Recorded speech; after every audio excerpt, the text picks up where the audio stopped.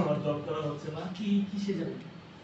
সময় বলে দেখ, মাস্টার্সে করছে, সময় বলে দেখ, সময় বলে দেখ, সবকিছু কিছু জিনিস গোপন থাকলে কি বলেন আপনারা? না এই বিষয়টা আর আমরা আপনারা একটু ইন্সপায়ার করতে ভাই আমি বলি আমাদের চতুর্থ বেশি যে পরীক্ষার শেষের দিকে মানে 3 মিনিট যা করছি সব থেকে পরীক্ষা হবে একটা ফাইনাল পরীক্ষা সেক্ষেত্রে আমি ভাই প্রথম হয়েছি। যাই হোক, এগুলো আর বলতে হয় না। এখন এখন এগুলো শেখার পরে হ্যাঁ এগুলো বেস কি কোর্স করা যায় মানে কিসের উপরে মানে করা যায় মানে বিদেশে যখন যাবে এই বেসই তো যাবে না, আমি আমার এই বেসিস আমার যে এডুকেশনাল বেসিস যাবে, এখানে ইন্টারেস্ট আছে, বাট আমার প্রবলেম হলো আমি কমার্স ব্যাকগ্রাউন্ডের, তো অ্যাকাউন্টিং ব্যাকগ্রাউন্ডের স্টুডেন্ট, তার কারণে আমি সফটওয়্যার ইঞ্জিনিয়ারিং করতে পারতেছি না। দেখি, চেষ্টা করতেছি, এই জন্য একটু দেরি হচ্ছে আমার, না হলে দেখা যাক অন্য কোথাও যাবে। যাই হোক, ওইটা না, আমরা আমাদের টপিকে ফিরে আসি। হ্যাঁ, আপনাদের কোনো কোশ্চেন থাকলে বলতে পারেন, এইটুকু যেটুকু বুঝাইলাম আপনাদের। আর কোনো কোশ্চেন আছে?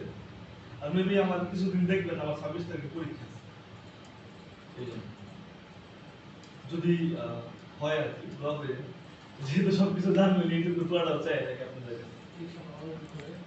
আচ্ছা, আমরা এখন যাবো হলো এসিও ক্লার্কে। হ্যাঁ, তো আমরা কি করব আজকে, এখন আমরা একটা কন্টেন্ট রিসার্চ করে মানে কন্টেন্ট রাইটিং এর ক্ষেত্রে আমরা কিভাবে গিগ বানাবো, গিগের জন্য একটা কন্টেন্ট রিসার্চ করে আপনাদের দেখাবো।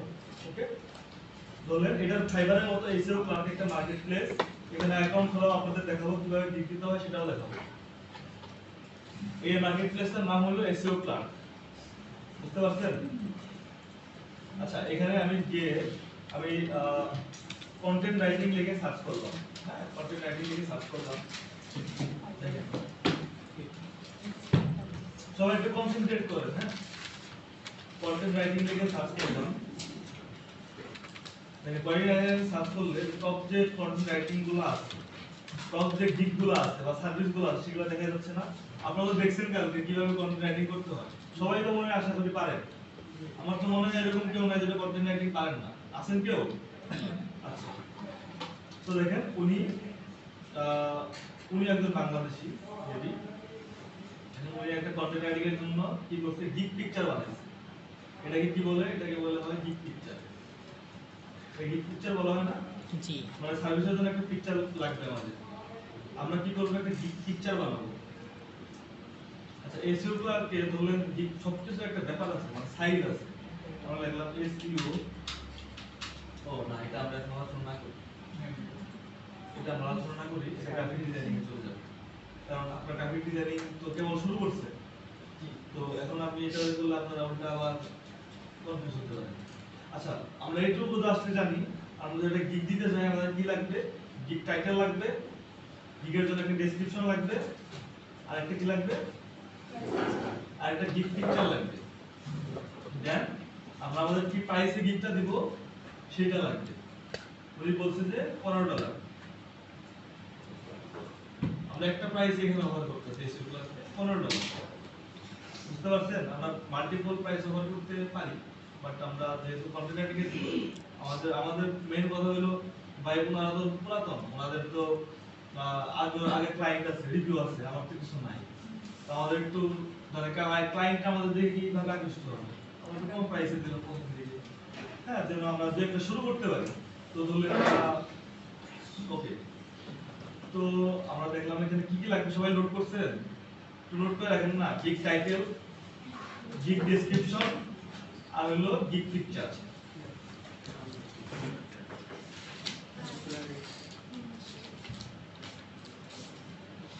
দেন আমাদের এখানে দেখেন কি আছে, ট্যাগ আছে না, কিওয়ার্ড গুলো, তাহলে এখানে আমাদের লাগবে কিওয়ার্ড, এসব জিনিস আমাদের লাগবে। এখন আমি আপনাদের দেখাবো কিভাবে আমরা রিসার্চ করব।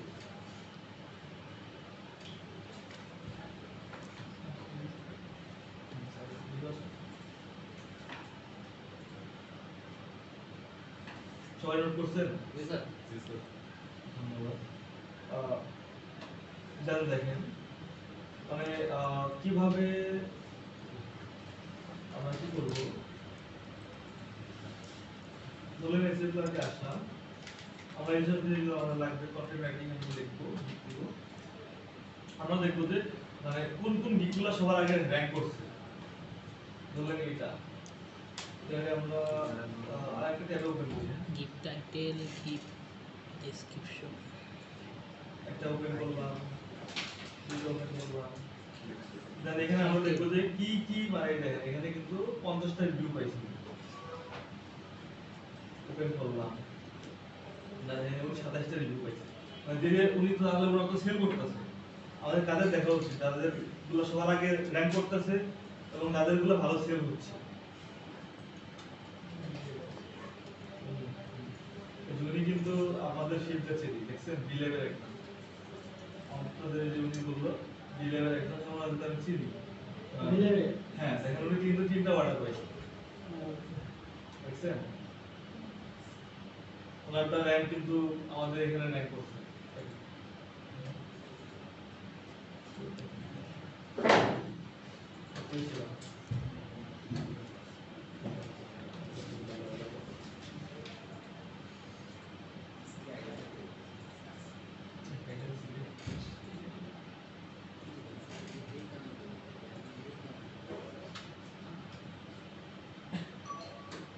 দেখেন ওই যে উনি দেখেন 3টা অর্ডার পাইছে হ্যাঁ এই যে দেখেন এটা এই উনি কি করছে উনি কিন্তু কন্টেন্ট রাইটিং এ পাইছে উনি একটা টাইটেল লিখছে I will write manually 1000 plus words top quality SEO friendly and plagiarism free content writing for $8 rate offer করছে হ্যাঁ। তো এইখানে দেখেন উনি 3টা রিভিউ পাইছে। উনি একজন ক্লায়েন্ট ও মানে একটা ক্লায়েন্টই ওনার কাছে 3বার নিছে একজনই কি একজনই ক্লায়েন্ট মানে প্রথমবার ওনাকে দেখছে ওনার কাছে কন্টেন্ট দিছে যে প্রাইজে পাইছে মানে বলে ওই ক্লায়েন্টই 3বার নিছে অনেক ভালো রিভিউ। আর দেখেন তিনজনে কিন্তু 5 স্টার রিভিউ দিছে মানে 3বার নিয়ে 3বারই 5 স্টার রিভিউ দিছে। আপনারা যাই বলেন আমি একটা জিনিস ভাবি যে আসলে বেশি সময় তো না মাত্র 3টা মাস সময় 3 মাসে যদি আপনারা জিরো থেকে হ্যাঁ আমি যদি জিরো থেকে যদি $1 আর্ন করতে পারি তাহলে তো আমি মনে করি এটা অনেক বড় কিছু। কারণ আমরা কি জানি বলে 10-15 হাজার চাকরি করার জন্য অনার্স কমপ্লিট করি মাস্টার্স কমপ্লিট করি তারপরেও চাকরি পাই না সে তার থেকে এটা হলো না। আচ্ছা তো আমরা কি করব 4-5 মানে কন্টেন্ট রাইটিং এর 5-10টার মতো মানে আমরা যেগুলা ভালো লাগে টপ র্যাঙ্ক করা আছে সেগুলো আমরা দেখব সবগুলো নতুন ট্যাবে আমরা নিব। তাহলে আমরা মনে করলেন একটা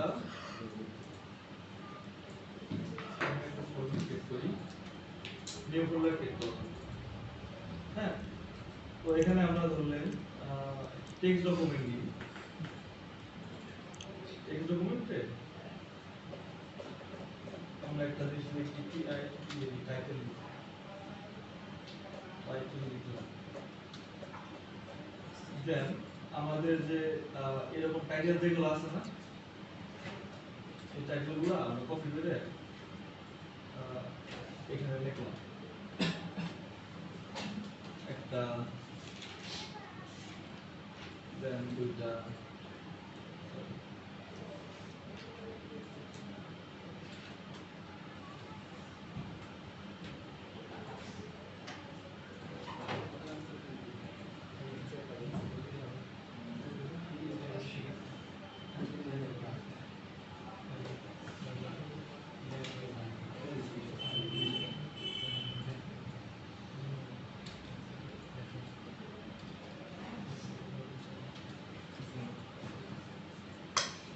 লাস্টের পরের প্রাইসটুকু আমাদের লেখার দরকার নেই তাহলে এরকম আমি বেশি না 5-6টা নিব আপনারা চাইলে আরো বেশি রিসার্চ করবেন হ্যাঁ মানে আপনারা আরো বেশিগুলো কয়েকটা নিয়ে 5-10-15টার মতো নিয়ে দেখবেন।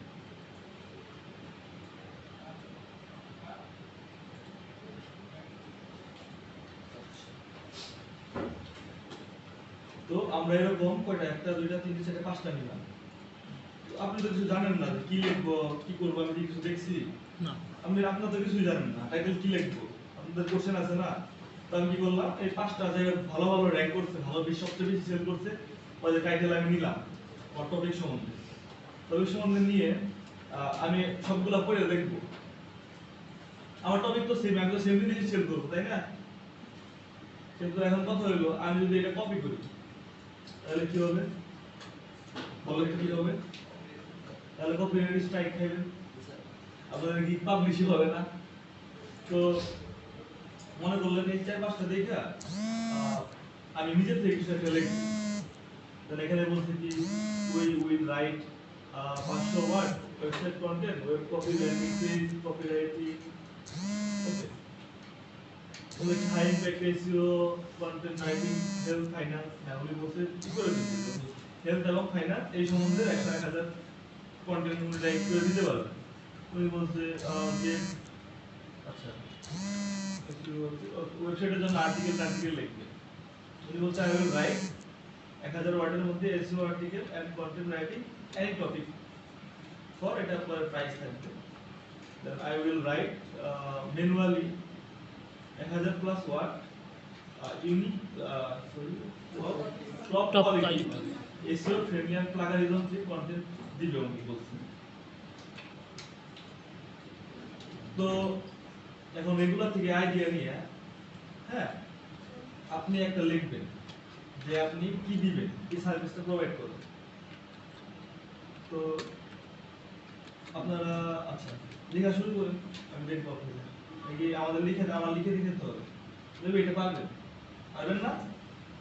লিখে দেখাচ্ছি। লিখে দেখানো উচিত, জি স্যার। সত্যি লিখে দেখানো উচিত।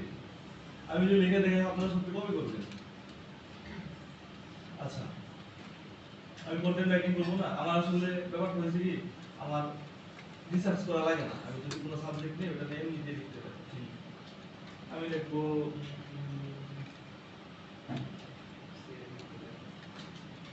I will write 1000 words SEO friendly and একটা কাহিনী জানেন কি, টাইটেলের মধ্যে আপনি কোনো পার্সেন্ট দিতে পারবেন, পার্সেন্ট দিতে পারবেন না, না হলে আমি এখানে লিখতাম হলো I will write 1000 word SEO friendly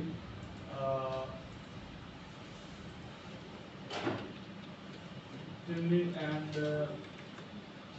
যেহেতু আমরা 100% দিতে পারবো না, তাহলে ফুল লিখি, ফুল প্লাগারিজম ফ্রি।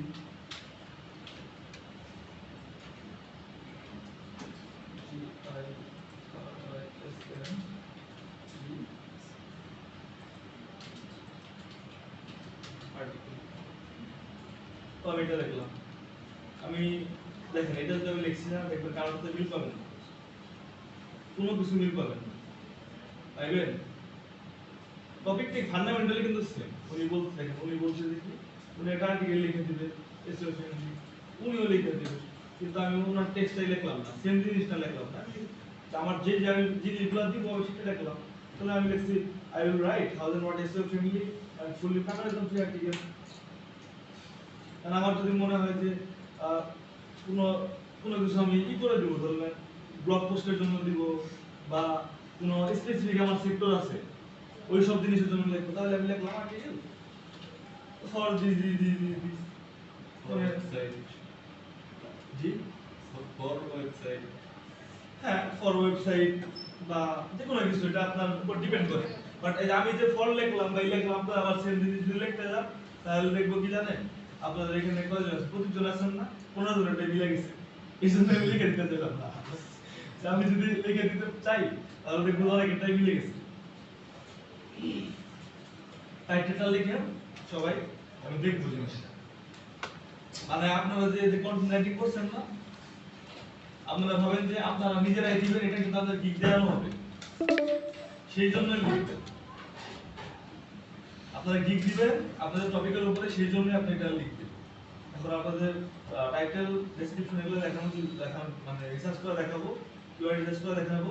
দেন ম্যাম আপনাদের যখন ইলিস্ট্রেটর শুরু করছে না, যখন শেষ করবে তখন আপনারা গিগ দিতে পারবেন। গিগ ইমেজটা হয়ে গেলে আপনাদের শুরু করে দেবো গিগ দেওয়া। জি, কারো কোশ্চেন থাকলে বলেন।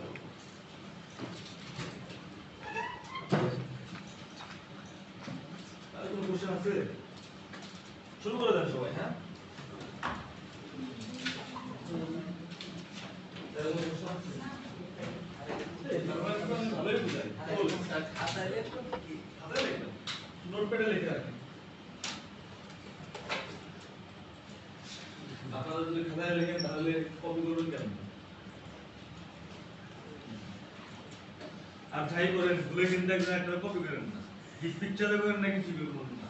যদি কপি করেন তাহলে কি হবে? দেখবেন যে দুজন একসাথে দিয়েছেন, দুজনের প্রোফাইল একসাথে গেছে।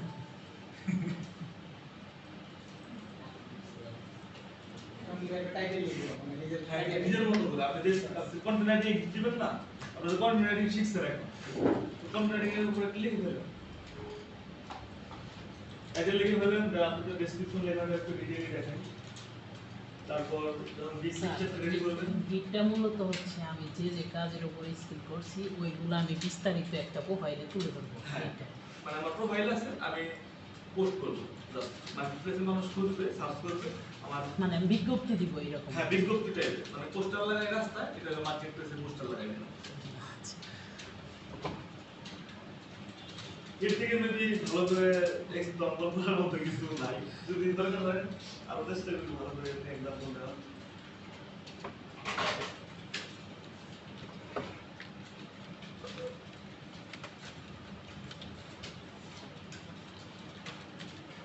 সবাই একটু লিখেন, হ্যাঁ?